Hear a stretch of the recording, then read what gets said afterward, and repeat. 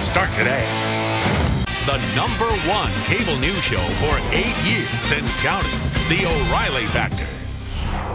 Thanks for staying with us. I'm Juan Williams, in for Bill O'Reilly. And in the personal story segment tonight, where's the outrage? As President Obama flew to Copenhagen to try to win the Olympics for his hometown of Chicago, some African-American members of that town want to know why the president hasn't spoken out about the beating death, absolutely bizarre and cruel beating death of a Chicago honor student caught in the middle of a fight between two rival factions.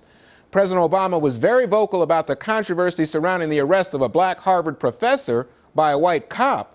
But so far, not a peep, hasn't said a word about the murder of Darian Albert last week.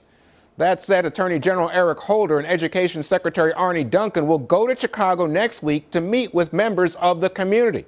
Joining us now from Boston, the Reverend Eugene Rivers, and from Los Angeles, civil rights attorney Leo Terrell. You know what, Eugene Rivers, let me start with you and ask, we have an African-American president. He's from Chicago. We've seen this videotape. How can he not speak out on this issue? It is a moral outrage. It is a challenge to us as black people. Listen, the intellectual and moral asymmetry of President Obama investing his political capital in this celebrity contretemps in Harvard Square that resulted in a big national discussion about which beer they would drink at the White House, and the death of an innocent child in President Obama's hometown.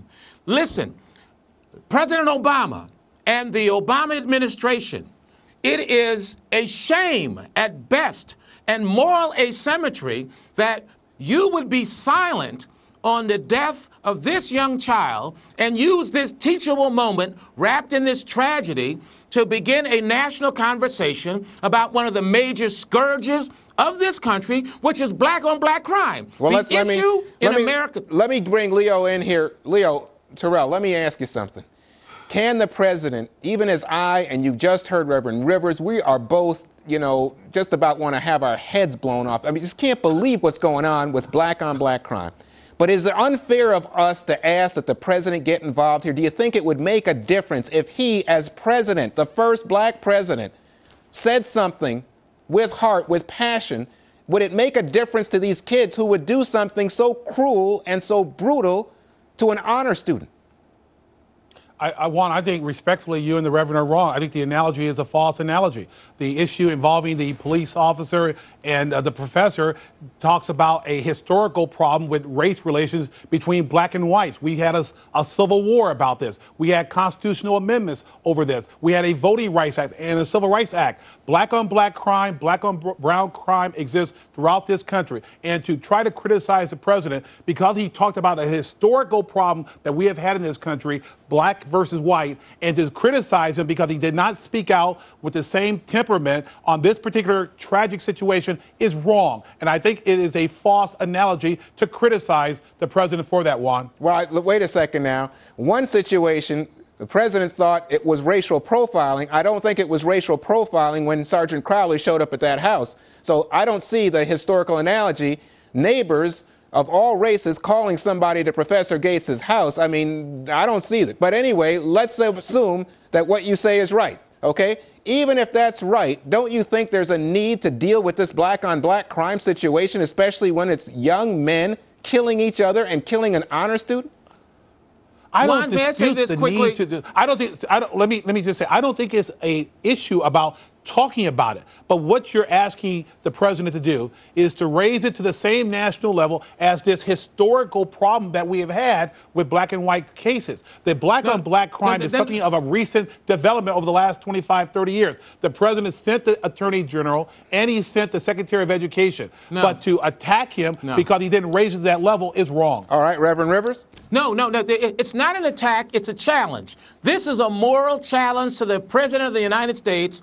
I'm calling on the country and black people across the country to address this issue. You see, the Civil War was not about a black professor getting into a beef with a white cop. The Civil War was about slavery.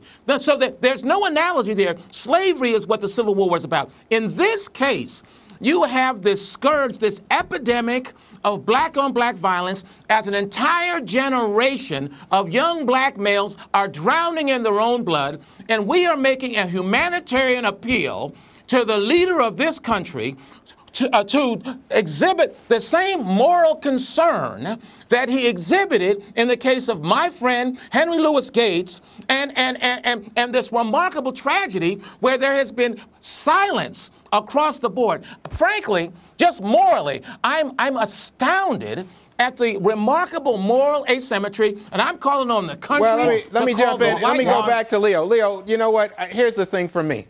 You're saying this is not the historical argument, you know what, that there's a larger problem with black people and cops and all the rest. But, Leo, when I think about what's going on in the streets of urban America today with young black kids killing young black kids, brother, it hurts my heart. And I can't believe that you would sit here and not say we got to do something as adults in the room. Juan, I'm not saying that, but what I'm saying is a flaw in the Reverend's argument. He said he's calling on black people. He should be calling on all Americans. I question the Reverend's motivation simply because Mr. Obama's skin shares the same color as ours. Would he make the same call if it was President Bush? Let me finish. I didn't interrupt you. And Juan, as a civil rights attorney, I feel the hurt and need. But we have black on brown crime as well. And to make a reference that the Reverend is calling on black America, this is an America issue. And so all Americans should be involved. Leo, you don't feel that there's you don't feel there's a special moment here for black adults, for people like you, me, Reverend Rivers, to speak up and say this is an outrage and in our community take some responsibility? But our community consists of other races. So I say, yes, Juan, we should set the lead, but we should make sure that we're inclusive with everyone else. Again, Juan, we have black on brown crime in Los Angeles. Well, look, I'm just saying this is a specific black on black issue. Reverend Rivers, I'm going to give you the last word. We got about 15 seconds. President Obama, we appeal to you to exhibit the same moral and intellectual concern that you exhibited for our friend Skip Gates, for the poor black child in the inner cities. Reverend Rivers, Mr. Terrell, thank you both. Straight ahead, the editor of the New York Times Book Review enters the no spin zone, and O'Reilly holds him to account. You're not going to want to miss this one. And it embodies the fundamental